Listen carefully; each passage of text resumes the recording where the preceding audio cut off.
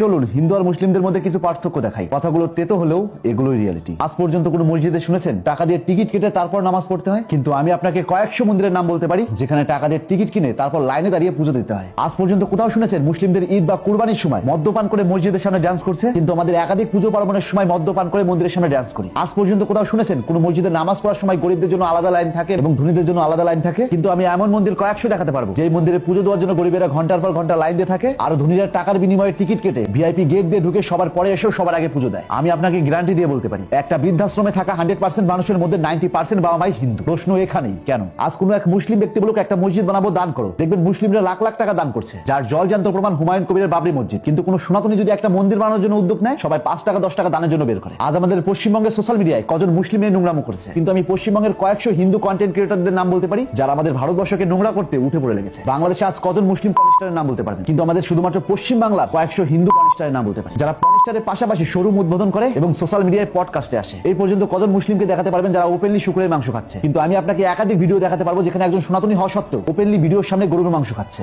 আজ পর্যন্ত মুসলিম ধর্মগুরু মোহাম্মদ সাল্লাল্লাহু আলাইহি ওয়াসাল্লাম ও কুরআন নিয়ে একজন বাজে মন্তব্য করেছেন আর সমগ্র মুসলিম প্রতিবাদ করেনি, এরকম ঘটনা কটা দেখাতে পারবেন? কিন্তু আমাদের ভারতবর্ষ হিন্দুস্তান হওয়া সত্ত্বেও একজন সনাতনী বলছেন রাম মুসলিম ছিলেন, একজন নেত্রী ব্রাহ্মণ হওয়া সত্ত্বেও সবার সামনে হোলি মুবারক বলছেন, কেউ কেউ বলছেন শিবলিঙ্গ বেকার জিনিস, কিংবা রাস্তায় শ্রী রামের পোস্টার পড়ানো সত্ত্বেও কজন সনাতনী প্রতিবাদ করেছেন। আর যখনই আমরা এই বিষয় নিয়ে কথা বলবো তখন আমাদের পশ্চিম বাংলা ধুতি পাঞ্জাবি পরিহিত কিছু ভণ্ড ধর্মপূজা তাদের উদ্দেশ্যে একটা কথাই বলতে চাই, আপনি যে চেঁচাচ্ছেন সনাতনী জাগো সনাতনী জাগো, এক ফার্স্ট আয়নার সামনে দাঁড়িয়ে নিজেকে প্রশ্ন করুন আপনি নিজে জেগেছেন তো? যদি সত্যি জাগতেন তাহলে অন্য ধর্মকে কটূক্তি না করে নিজের ধর্মটাকে আগে কারেকশন করতেন এবং আমাদের সনাতন ধর্মশাস্ত্র যারা সবচেয়ে বেশি বিকৃতি করেছে সেই অত্যাচারী ব্রাহ্মণদেরকে সবার আগে বয়কট করতেন। বিশ্বাস করুন আমি খুব ভালো করে জানি আমার কথাগুলো খুব তিতা, যার জন্য সবাই সহজে গিলতে পারে না। আর মানতে কষ্ট হলেও সত্য সবসময় তিতাই হয়, তবে এটা তেতো হলেও উপকার আছে। আপনার মূল্যবান মতামত জানান কমেন্ট বক্সে। তাই আজ থেকে চোখ খুলুন আর এরকম ইন্টারেস্টিং ভিডিও প্রতিনিয়ত পাওয়ার জন্য তাপস এক্সপ্লোরার পেজটিতে ফলো দিয়ে রাখুন।